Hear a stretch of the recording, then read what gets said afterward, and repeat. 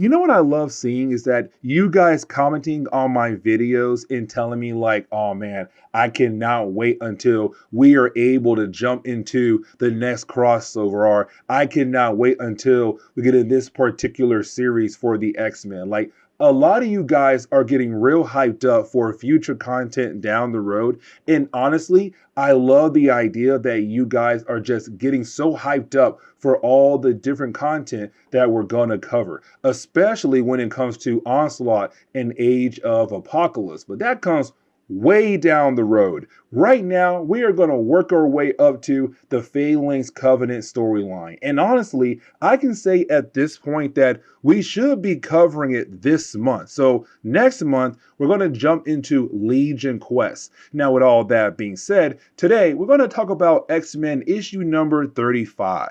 Now, guys, I can officially say that this issue alone is really more of an epilogue for the adventures of Cyclops and Phoenix. And we had covered that storyline not too long ago. Now, when it came to that storyline, it was all about the idea that Scott Summers and Jean Grey, they were pulled into the far future to have the chance to raise young Nathan, better known as Cable, to raise him up to a certain point where he will be ready to take on the world and be the great hero that he becomes in the far future, better known as Cable. Now, here's the thing about Cyclops and Jean Grey. It wasn't like their bodies were pulled into the far future. It was more of like their souls, their essence was pulled into the far future. And so once they had arrived in the far future, they had bodies waiting for them to use as their hosts to be able to raise young Cable in the far future.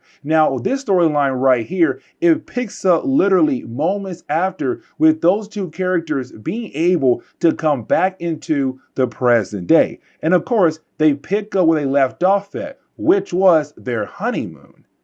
But here comes the big catch. You see, while they were gone in the far future, they had left their bodies behind. And so when they did that, of course, you had people freaking out wondering what in the world is going on with these two people who were on their honeymoon. There were somewhat screams, and then out of nowhere, they were completely passed out. And so once they come back to the past or the present day and being able to go back into their own bodies, they realize that they have a visitor, and that would be Nick Fury. Now, for Nick Fury, he found their bodies. He was all like, hey, listen, we found you guys. You were completely knocked out. We had no idea what in the world was going on. But you know what? It's great that you guys had finally got up because we have a situation. And so you have our two heroes follow Nick over to the supposed situation. And we come to find out that it is a dimensional rift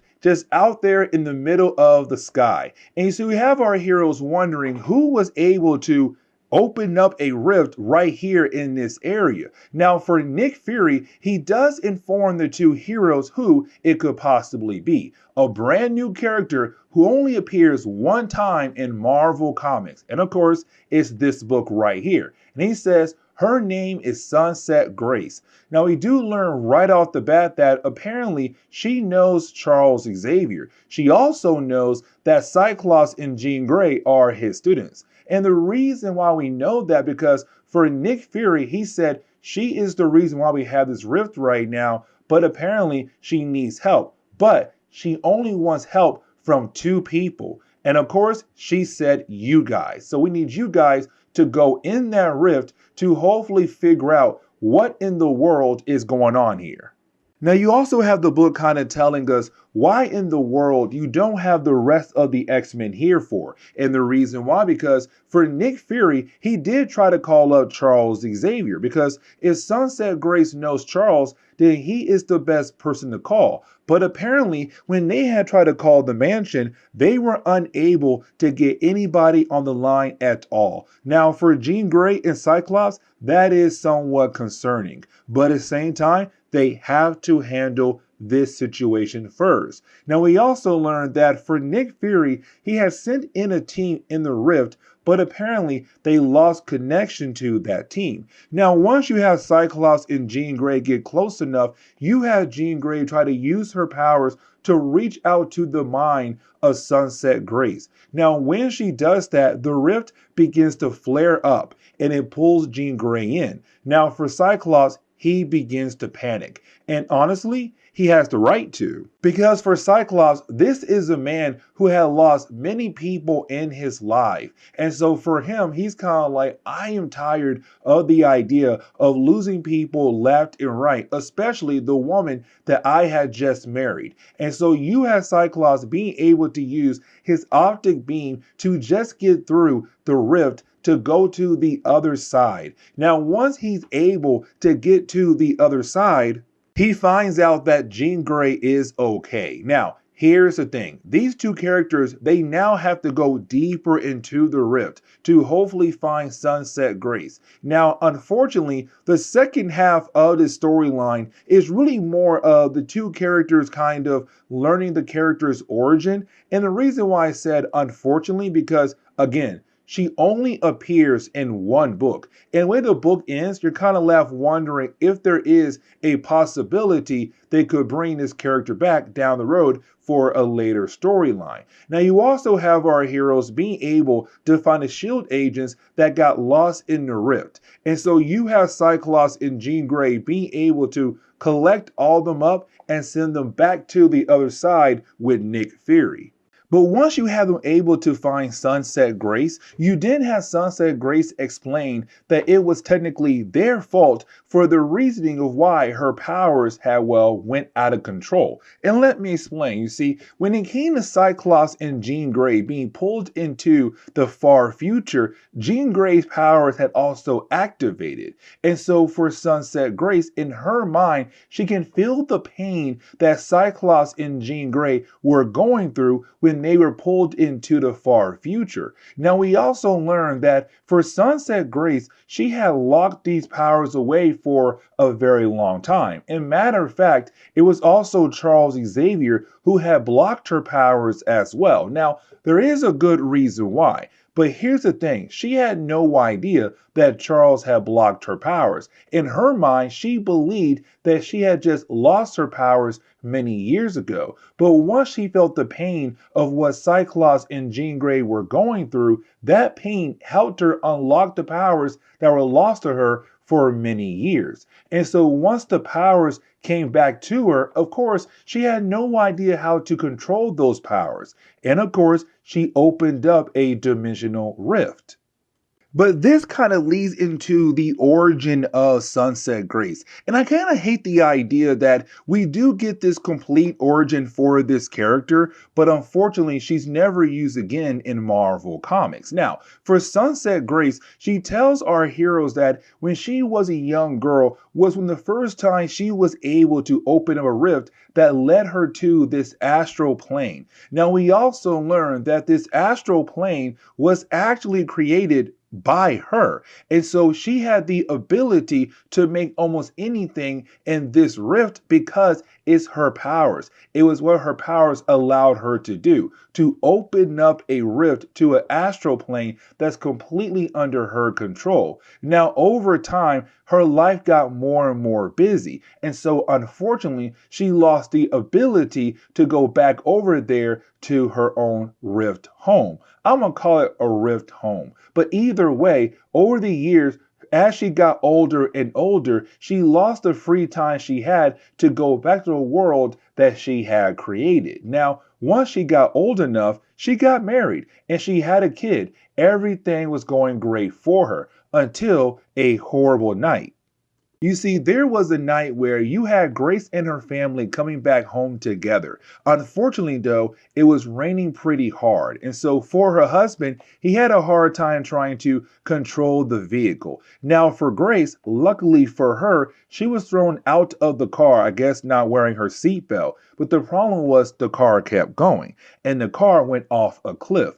And her husband, her son, were inside the vehicle still. Now, with her being so scared of what could happen to her family, she had opened up a portal. And that portal allowed the car to go through it, and she thought she had saved her family lives. The problem is that once she tried to reopen that same portal, that same rift to hopefully find her family, she realized that she couldn't. And so her son and her husband, they have been lost in this other dimension for who knows how long. And so ever since that moment right there, she had always been depressed because she never had a chance to find her missing family. And that led into where Charles Xavier came in because she was almost comatose. With the tragic loss of her family, it did a number to her mind, and the doctors had no idea how to help her. Charles Xavier came in and he was able to help her recover. But we also learned that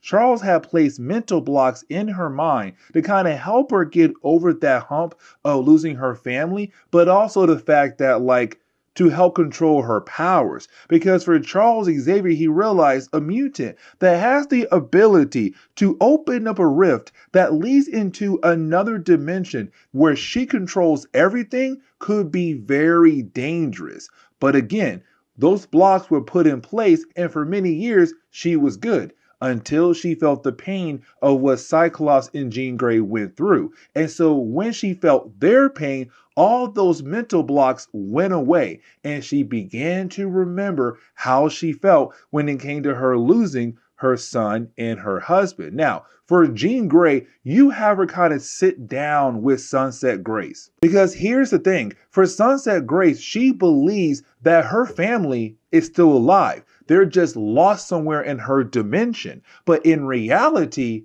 they died that night in that car accident. They were dead before she even had the ability to open up that portal. And so it's Jean Grey kind of showing her, like, you need to kind of go through the whole idea of losing someone, or really losing your family. Yes, it's hard, but at the same time, you have to face the honest truth that in reality, you locked away what really happened. You lost your family that night, but in your mind, you're believing that you had opened up a portal just in time to save their lives, and hopefully they're somewhere in this dimension. But in reality, they never were.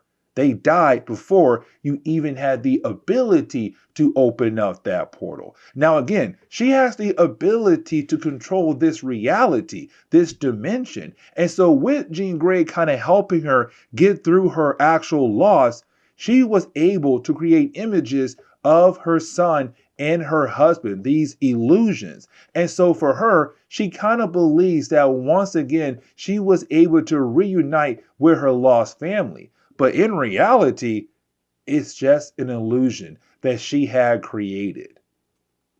And so you had the story really wrap up here because once you have Jean Grey kind of help her get through that, you have Cyclops and Jean Grey go back to the other side of the rift, back to Nick Fury. And you then have Sunset Grace go ahead and close up the portal just like that. And so with that being said, we never see her again in Marvel Comics. This was her only appearance. And that's why I say I kind of hate this book, because they put a lot of effort kind of giving her an origin story to only say, you will never see her again. Goodbye. But either way, this wraps up our coverage over the X-Men series that's leading into the Phalanx Covenant. We're not there just yet because we still have like a couple more storylines to cover. But don't worry, guys, it's coming soon before the end of January. But with that being said, guys, this is where we're going to end today's comic book video. So, see y'all later.